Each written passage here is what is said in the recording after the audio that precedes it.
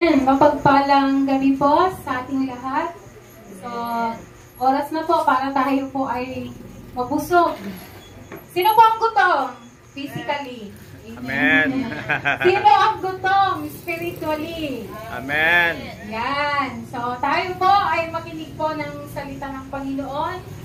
At dalangin ko na tayong lahat ay ipuin ng Panginoon para hindi lang papasok sa tenga. Dediretso yan sa ating isipan at sa ating puso para may pamuhay po natin kung ano man po yung mga naririnig natin. Dito po sa Mark chapter 5 verses 21 hanggang pababa, makikita po natin dito ang isang istorya ng isang taga-pamahala ng isang sinagoga. So, marami po ito. Mamaya, i-story ko na lang. Bibigyan ko po ito ng tema na waiting is a blessing. Ang paghihintay daw po, no, ay isang malaking blessing. Kasi kung nag-aapura ka, may patublak ka. Di ba? Maaring magkamali ka. Hindi ko talaga sanay dito, kaya dito po ako. Maaring magkamali ka kung ikaw ay hindi marunong mag-antay. May mga pangyayari po sa atin, no? Honestly speaking, no? Ako, I hate to wait. Lalo na pag sinabi na OTW na ako, kapatid. Pero 30 minutes, wala pa. Naiinis ako. Hindi ako makapag-antay. Kung hanggat maaari, iwanan na namin siya. Kasi pag sinabing on the way, in-expect mo 3 minutes to 5 minutes, magkakasama na kayo. Pero kung minsan OTW, umaano yan na, tapos pang-bar na, traffic kasi. Ayan, pero OTW pa lang sa banyo. Pero may mga pangyayari po sa ating buhay na kailangan nating kailangan na magkaroon tayo ng pasensya, no, sa pag-aantay. Halimbawa, sa bus station, di ba? Kung may pila doon, lalo na yung mga trangko ngayon, pinipilahan. So, kailangan pumila ka kung nasa likod ka, kailangan magantay ka ng ikaw yung nasa harapan. Di po ba? Or sa grocery. Ayan. Iyan din ang kinakainisan ko, kaya hindi ako pumupunta sa malalaking grocery like malls. Hanggang dito lang ako kinakagawa dita sa Met Grocery kasi dyan walang pila. Kasi pag pumunta ka sa mga mall, ilang basket yan, lalo na yung may mga business na tindahan, di ba? Anim na yung kariton. Yan, di ba? Tapos punong-puno, tapos may mga basket pa sila, may mga ahok pa sila. So I hate to wait. Ayoko yung ganun. Kaya po, hanggang maaari, sa palengke ako pupunta, or sa may mga grocery na walang pila. Pero alam niyo po ba, yung story ni Jairus ay nakaka-inspire. Makikita po natin dito kung paano nag-antay si Jairus. Ang story po ni Jairus, nakasakay ang ating Panginoong Yesus sa bangka, na dahil babalik siya sa kabilang ibayo. Ganyan. Andun pa lang siya sa dagat, andito na yung mga maraming tao na nag-aantabay sa kanya. At alam niyo po ba, yung maraming tao na yon, isa si Jairus na nag-aantay. Bakit kaya inaantay niya ang ating Panginoong Yesus? Pagbaba ng Panginoong Yesus sa bangka, lumapit si Jairus, lumuhod at sabi niya, Jesus, tara po sa aming bahay, pagalingin niyo po ang aking anak na dalaga. Dahil may sakit po ang kanyang anak na dalaga. So sabi ng Panginoon Yesus, sige, punta tayo sa bahay mo, Jairus. Siguro dahil sa excited si Jairus na makarating sa kanilang tahanan dahil gusto niya mapagaling po ang kanyang anak. Imagine ninyo, sa dinami-dami ng tao siguro, ikas dyan na tabi kayo. Siyempre, emergency.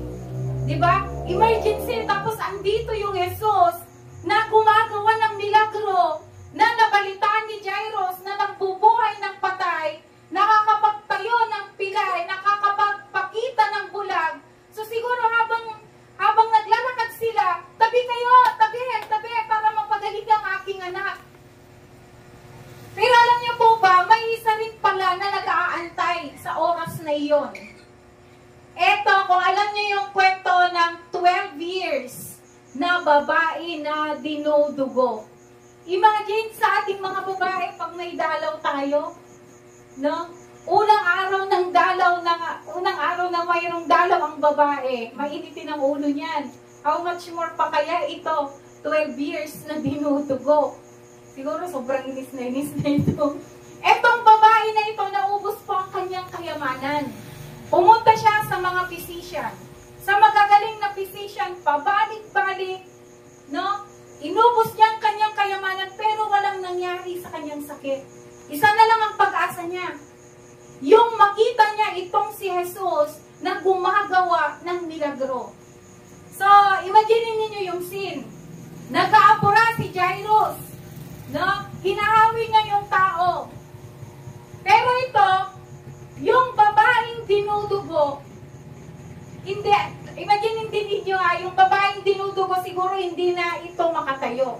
Dahil 12 years, no, na dinudugo. Siguro nag-crawl siya, hanggang malapitan niya, sabi niya, ang daming tao, ano kayang gagawin ko para malapitan kong itong si Jesus? Sabi niya sa kanyang isip, mahawakan ko lang yung laylayan ng kanyang damit, gagaling na ako. Imagine that faith. The power of faith. Hindi niya hinangad na baka face to face niya ang Panginoong Jesus. Jesus, pagalingin mo ang aking sakit. 12 years na akong nire-regla. 12 years na akong dinudugo, walang tigil, pero hindi. Sabi niya, dahil sa dami ng tao, mahawakan ko lang yung pinakamababang damit. Etong Jesus na ito, gagaling na ako. So, yun po yung ginawa niya. No? Siguro nag-crawl siya, gumapang siya, dahil hindi na siya makatayo. Nung nahawakan niya, yung laylayan, no? Yung laylayan ng damit ng ating Panginoon, ay bigla siyang gumaling. At before na ipagpatuloy ko po ang ating istorya, I would like to share with you the things for you to know while waiting.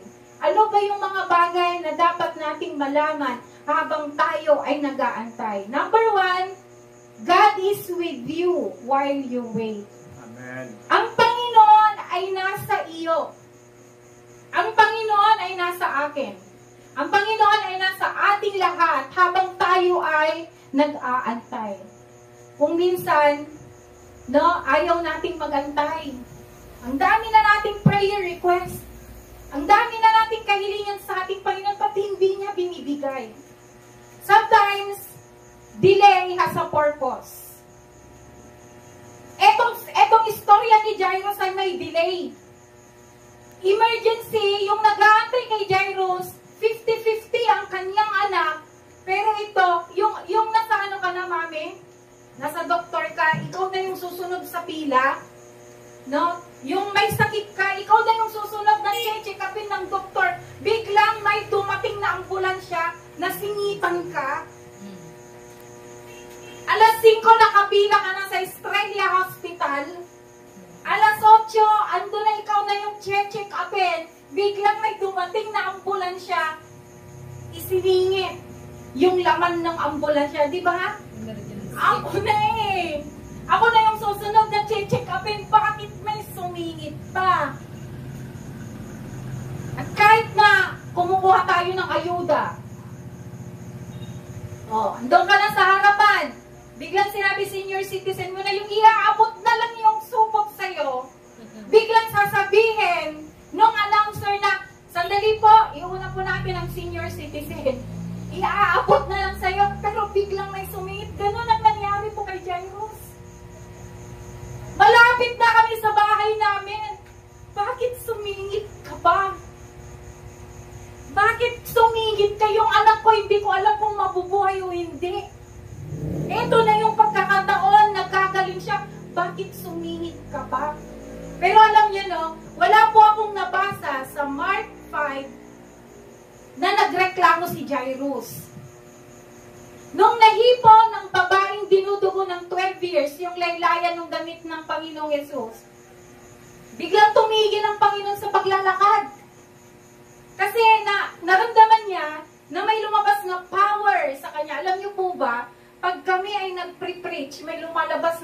power sa amin.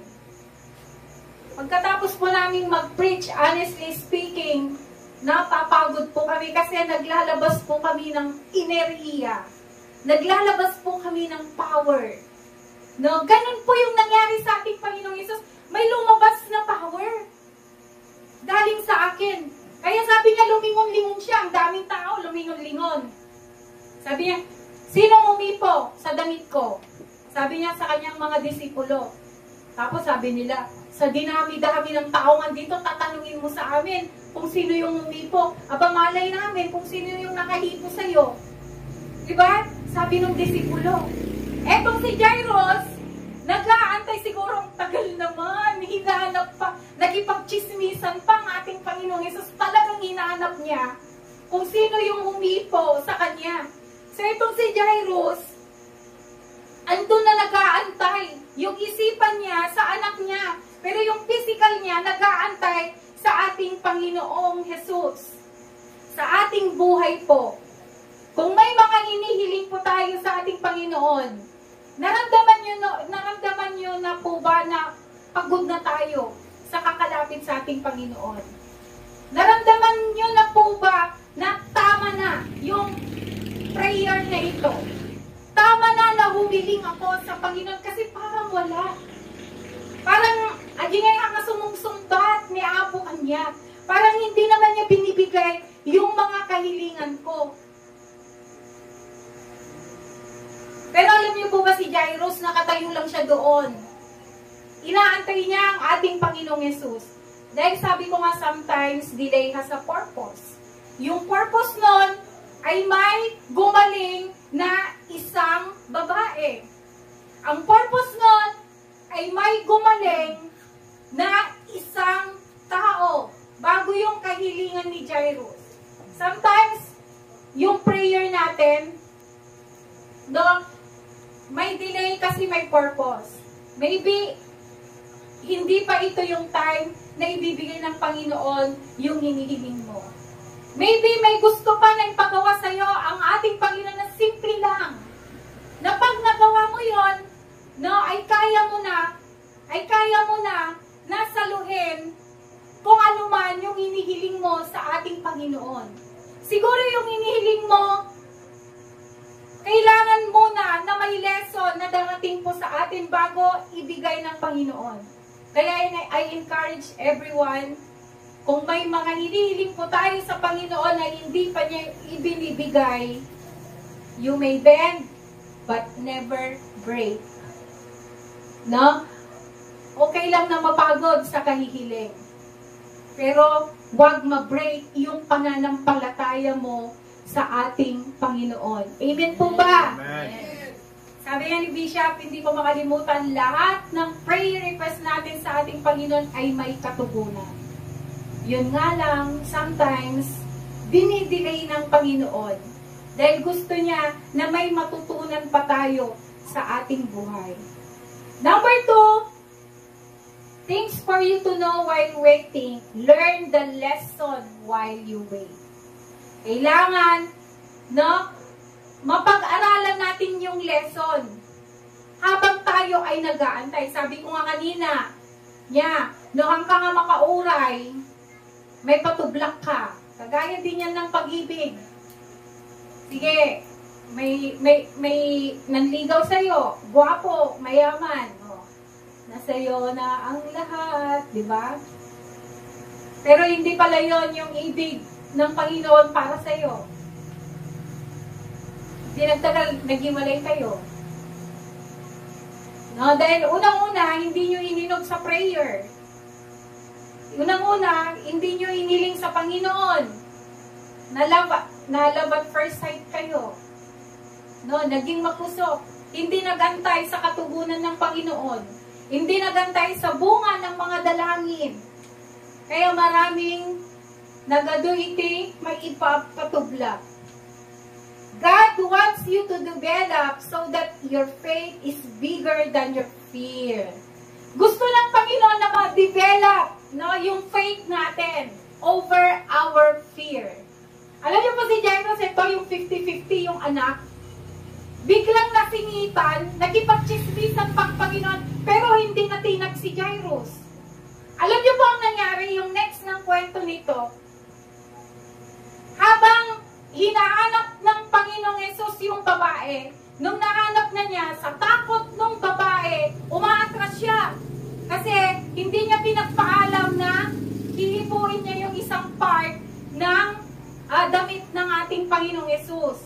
Pero nung nakita siya ng Panginoon, nakipagkwentuhan pa. Nakipagkwentuhan. Kasi lumapit yung babae. Inamin niya na siya yung gumalaw. Inamin niya na siya yung umipo sa ating Panginoong Yesus. Ay, ikaw ba? So nakipagkwentuhan ng Panginoon. Pero si Jairus hindi siya natinag. Sabi ng Panginoon sa babae, napagaling ka dahil sa iyong pananampalataya. Take note. Napagaling ka dahil sa iyong pananampalataya.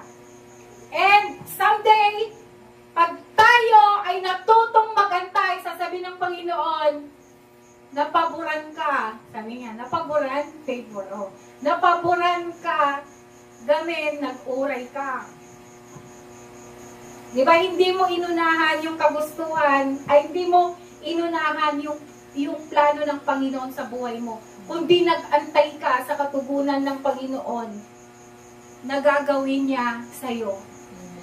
So sabi ng Panginoon sa babae, gumaling ka dahil sa iyong pananampalataya. So habang nag-uusap sila, eto na yung mga tao na nanggaling sa bahay ni Jairus. Sabi niya, Jairus, wala na yung dalaga mo.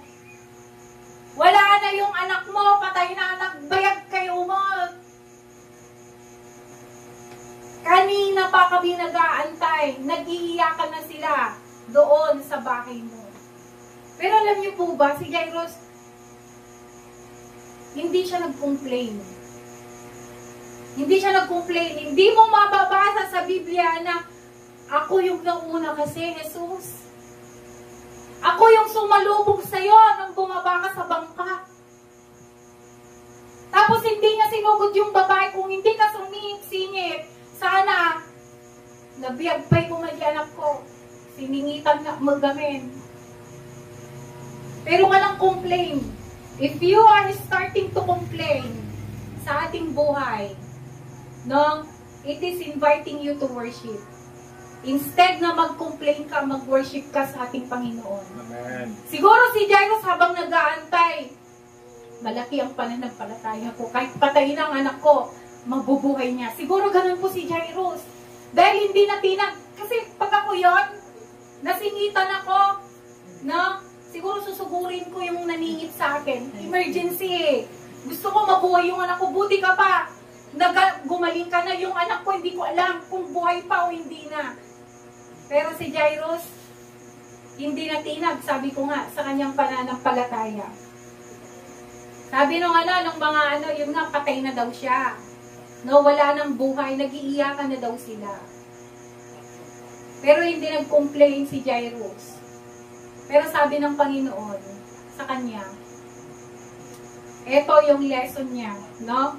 Dahil hindi siya, siguro may takot si Jairus, pero inantay pa rin niya ang ating Panginoon.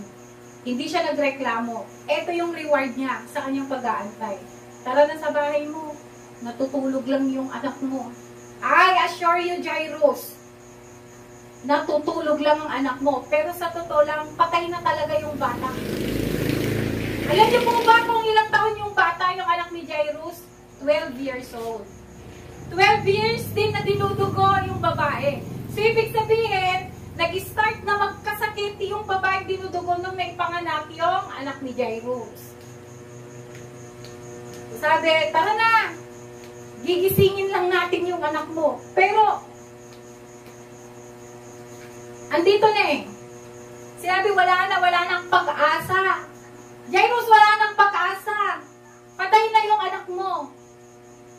Pero hindi sinabi ni Jairus na, huwag na Jesus. Patay na yung anak ko. Wala nang kabuluhan para pumunta tayo sa bahay ko. Pero hindi. No? Nag-antay pa rin si Jairus. Nung sinabi ng Panginoon na, tara, natutulog lang ang anak mo. Nag-antay pa rin si Jairus ng isang milagro. Nung andun na sila sa bahay ni Jairus, Ando na nga yung bata, iniiyakan. Pero, ang lakas ng pananampalataya ni Jairus. Nung pumasok ang Panginoon, kung nasaan yung bata, sinabi niya, dalaga, gumising ka na, bumangon ka na. At biglang bumangon ang anak ni Jairus. Amen? Tignan niyo yung pag-aantay. Sa tingin niyo po ba, nung nasingitan si Jairus, tapos nag-complain nung nasingitan si Jairus, tapos biglang nag-complain, kung inaway niya yung babae, may nangyari po ba kaya sa buhay niya? May nangyari po ba kaya sa kanyang anak? Kaya mga kapatid, sa gabing ito, waiting is a blessing. Kung minsan nakakabagot ang magantay, kapag hindi wala namang rangayan, mayaman po ang ating Ama. Andiyan na po ang kayamanan natin. Andiyan na po yung blessing natin. Huwag lang po tayong mag-apura na daganan tayo ng malaking blessing. Baka hindi po tayo mabuhay. Baka hindi po tayo makahinga. Baka hindi po natin masalo lahat. Your health is a blessing. No, lagi yung pag nagte-testimony kayo dito, may sakit kayo, pero bakit ka andito?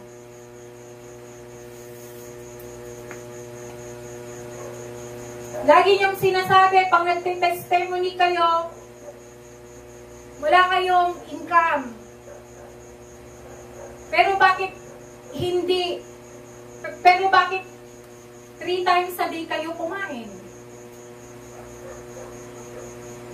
Wala man kayong maisahin, pero may nagpapadigo. It is a blessing. Yan po yung mga reward natin habang inaantay natin. At ang pinaka-the best na antayin po natin mga kapatid ay ang pagbabalik po ng ating Panginoon. We have so many obstacles in life. Marami pong karera sa mundong ito. Pero pag inantay mo ang Panginoon, hindi ka nag-give up sa laban ng buhay na ito, sa laban ng mundong ito, no, nakapag-antay ka, pag naantay mo ang Panginoon, ay isang malaking blessing sa buhay mo. Because you will have the eternal life. Yun ay ang ating Panginoong Jesus. Makakarating ka sa kingdom, sa heaven. Pero pag hindi ka nakapag-antay, sinasabi ko sa iyo kapatid, hindi mo mararamdaman, hindi mo makikita yung the great blessing. Yun ang eternal life. Kaya, antayin natin yung pagbabalik po ng ating Panginoong Yesus. Alam ko nakakabagot ang maghintay. Alam ko nakakapagod ang mag-antay. No? Pero pag naantay natin ang ating Panginoong Yesus, ay makikita natin ang isang malaking blessing. Tayo pong lahat ay kumain. Awitin po natin muli yung Savior of my soul.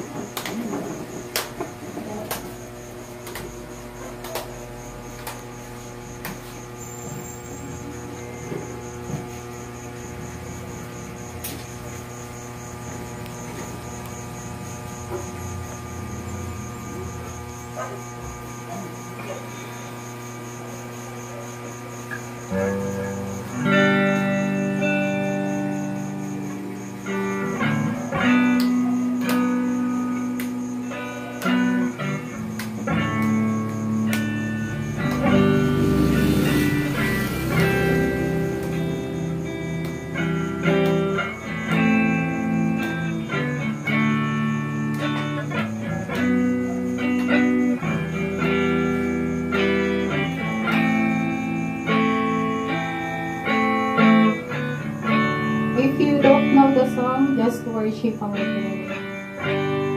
Savior of my soul, I could find in you, I could find in you through all my darkest moments.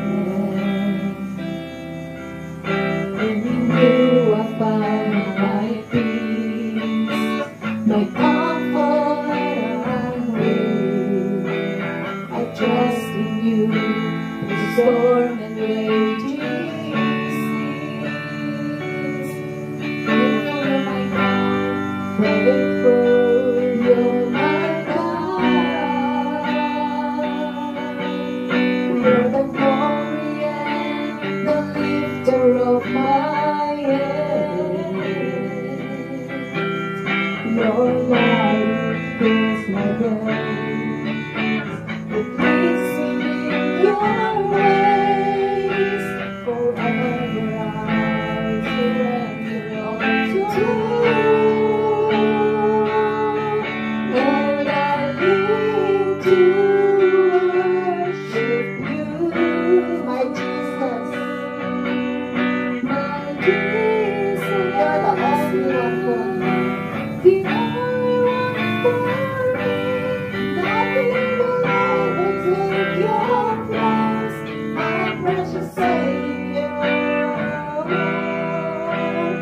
You can stand between my Lord and faith. And I live to honor you.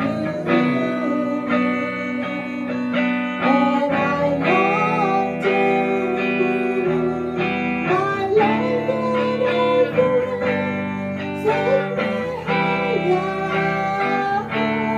draw me deeper. To be with you. Mga kapatid, napakaganda po yung mensahe ng ating Panginoon. Lagi po nating tandaan, delay is not denial. Yung pagkantala ng pagkasagot ng ating panalangin, hindi ibig sabihin na dinideny ng Panginoon ang panalangin mo. Lagi po nating tandaan, God answers prayer. Na sa unang araw pa lang na nanalangin ka, dininig na ng Panginoon yun. Pero kailangan lang na magpatuloy kang manalangin sa Panginoon. Meron pong nangyari sa Biblia si Daniel. Nanalangin siya sa Panginoon unang araw. Inutusan ng Diyos si Angel Michael para dalhin yung katugunan ng kanyang panalangin. Ngunit hinarangan siya ng mga principalities of the air. Nakipaglaban muna siya, kaya natagalan. Kaya inutusan ng Panginoon, tinulungan ni Angel Gabriel, si Angel Michael, na nakipaglaban. Nung dumating si Angel Gabriel, ang sabi niya kay Michael, sige, pumunta ka na kay Daniel para mahatid mo na yung katugunan ng kanyang panalangin. Nung dumating si Angel Michael, kay Daniel, ang sabi niya, Daniel, narito na ang katugunan ng panalangin mo. Nung una pa lang na nanalangin ka sa Diyos, dininig ng Panginoon. Inutusan niya ako para dalhin ang katugunan ng iyong panalangin, kaya lang, hinadlangan ako. Kaya sa mga panalangin po natin, mga kapatid, may mga humahadlang, hinahadlangan ng mga principalities of the air. So habang hinihintay po natin yung katugunan ng ating panalangin, ang sabi ng Bible, don't stop praying until the answer comes. Instead na magrebelde ka, magtampo ka sa Panginoon, patuloy ka lang na manalangin. Like kay Jairus. Hindi niya sinisi ang Panginoon, hindi siya nagtampo sa Diyos, kundi naghintay siya. At nakita po natin yung message ng Panginoon, miracle will happen kapag tayo po ay marunong maghintay sa Panginoon. Kaya sa gabi pong ito, meron ka bang pinapanalangin sa Panginoon na hanggang ngayon sa tingin mo, hindi mo pa nakakamtan? Kapatid, magpatuloy ka lang na maglingkod sa Panginoon. Magpatuloy ka lang na manalangin. At ang sabi ng salita ng Panginoon, kapag naghihintay tayo, isa pa sa hinihintay natin ay yung pagbabalik ng ating Panginoon. Kaya wag po tayong umatras, manlamig sa ating paglilingkod sa Panginoon. Anumang pagsubok, anumang challenge ng ating mga buhay, magpatuloy tayo na maglingkod sa Panginoon. Tayo pong lahat ay manalangin. Panginoon, sa gabi pong ito, salamat sa napakagandang mensahe na inyo pong ibinigay sa amin sa gabi pong ito. Tulungan mo kami, banal na Espiritu, na matutong maghintay sa katugunan ng aming mga panalangin Turuan mo kami, Holy Spirit, na sa paghihintay namin ay magkaroon kami ng patience. At turuan mo kami, Panginoon, na matuto na sa paghihintay namin, hindi nangangalahugan na hindi dinidinig ng Panginoon ng aming panalangin. Lord, give us the Spirit, like the Spirit of Jairus, na kung saan hindi siya nabagot, hindi siya nagalit sa kahihintay sa inyo, Panginoon.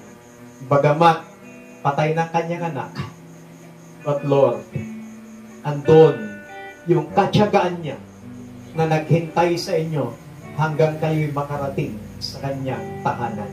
Panginoon, sa gabi pong ito, give us, precious Holy Spirit, the patience, the courage, while we wait for your coming.